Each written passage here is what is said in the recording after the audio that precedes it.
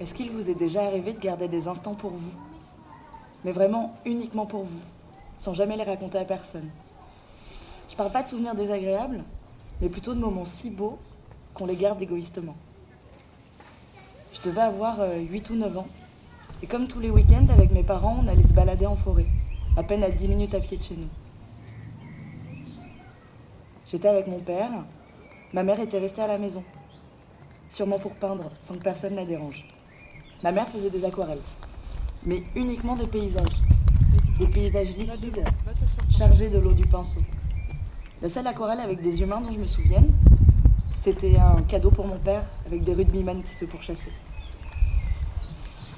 Ma mère peignait, avec mon père on marchait.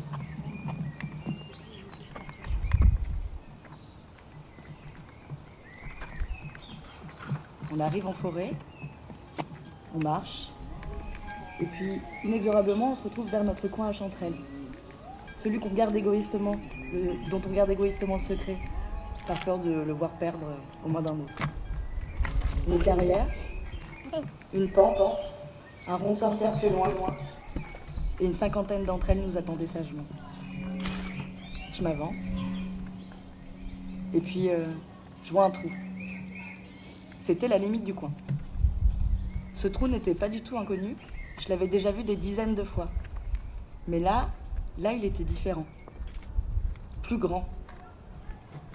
Je m'approche, intrépide, du haut de mes 8 ans, et j'entends un cri strident.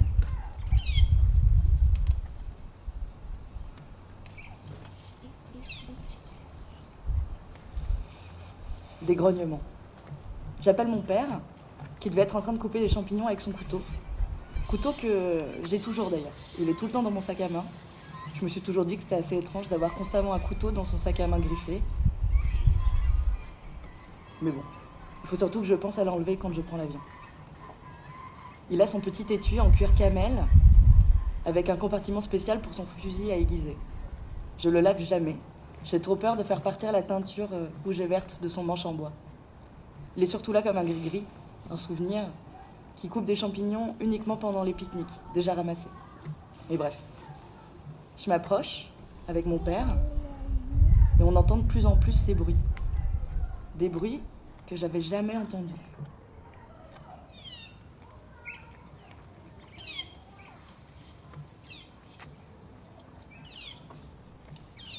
On s'approche un peu plus, à l'orée du trou, à pas feutrer. Et on voit de petites têtes rousses, des renardeaux.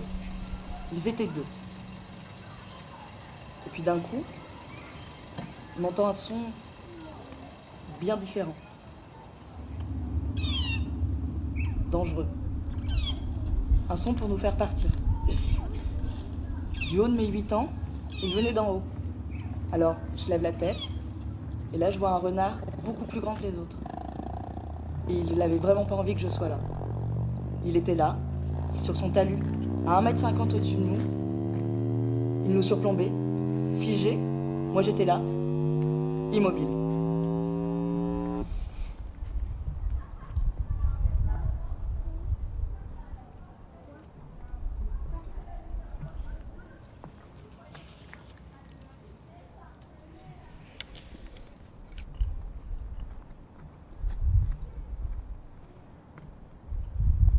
Je sais pas combien de temps ce face-à-face a duré. Mon père a dû me prendre par la main et on a reculé, tout doucement, sans mouvement trop brusque. Et puis on était de retour au niveau des rondes sorcières. Et on a recommencé notre cueillette. Mais on n'avait plus envie. On avait envie de rentrer et de raconter ce souvenir à ma mère. Et c'est là que le souci des souvenirs apparaît. Il paraît que pour garder un souvenir parfaitement intact, il faudrait jamais le raconter. Et surtout ne jamais y penser.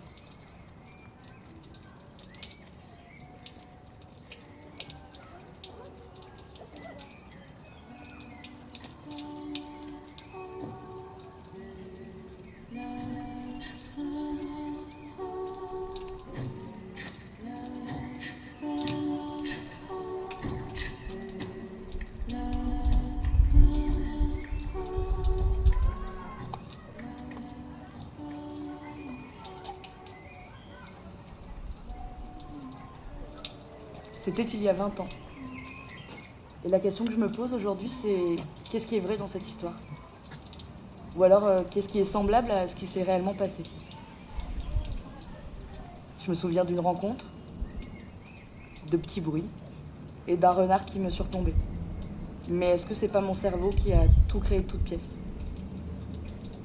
Je l'ai raconté une fois, mais j'y ai pensé souvent. L'autre souci, dans ce souvenir, c'est que tous les protagonistes à part moi ne sont plus là aujourd'hui. Dans la nature, un renard a une espérance de vie de 2 à 5 ans. Il est considéré comme un nuisible et sa chasse, elle est autorisée toute l'année. Mais bon, ça, c'est un autre souci. Donc, les renards ne sont plus là. Malheureusement, mon père non plus. Je suis donc la seule à avoir vu cette scène, mais avec des yeux d'enfant. Ma mère, la seule personne à qui on a raconté ce souvenir, donc la personne qui l'a entendu avec le moins de modifications, même si forcément, en le racontant, on le modifie. On raconte pas tout, les sons ne sont pas les mêmes, on sélectionne. Ma mère avait dû se créer des images par rapport à son propre passé, à ses propres modèles de référence. Disait donc ma mère, le patient zéro de notre souvenir n'est plus là non plus pour me le raconter. Je me retrouve donc, 20 ans plus tard, avec un souvenir qui est peut-être totalement faux. Peut-être que rien ne s'est jamais passé, que mon cerveau a créé des images et des sensations très fortes. La pose de ce renard perché sur son talus, magnifique. L'odeur de la forêt et des champignons. Malgré mon envie d'essayer de garder ce souvenir intact, je l'ai modifié, nourri des choses que j'ai vues après, et j'arrive plus du tout à démêler le vrai du faux. Un souvenir si intact qu'il m'échappe totalement. Qu'est-ce qui s'est réellement passé et qui est resté pétrifié dans mes souvenirs? La pose de ce renard, peut-être. Cette sensation d'être toute petite. Mais qu'en est-il du reste? Est-ce que cette rencontre a vraiment eu lieu? Est-ce que c'était avec ce couteau qu'on a fait la fête? Est-ce que ce jour-là, à midi, j'ai mangé des champignons? Si seulement on avait pu les passer dans la fontaine pétrifiante.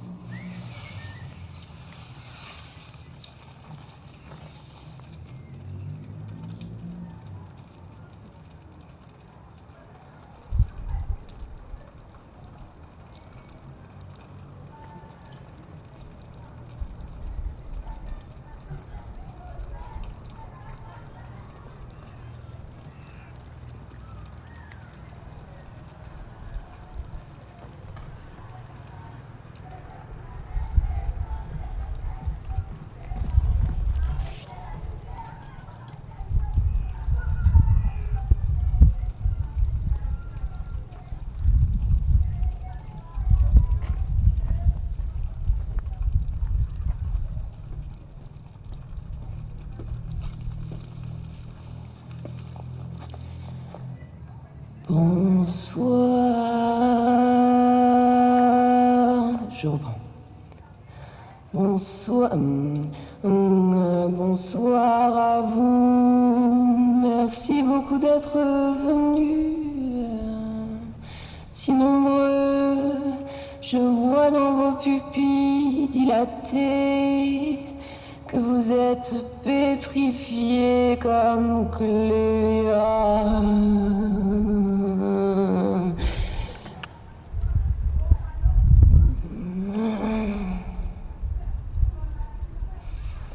Où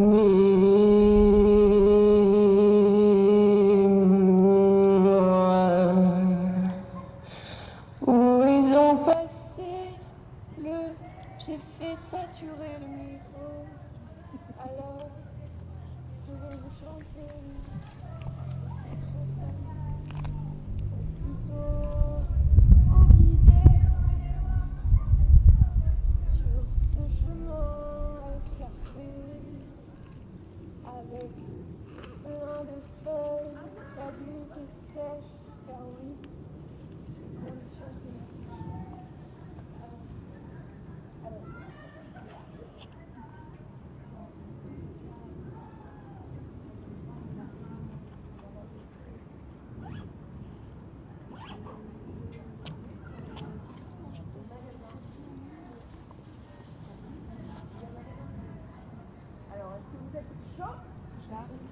bien.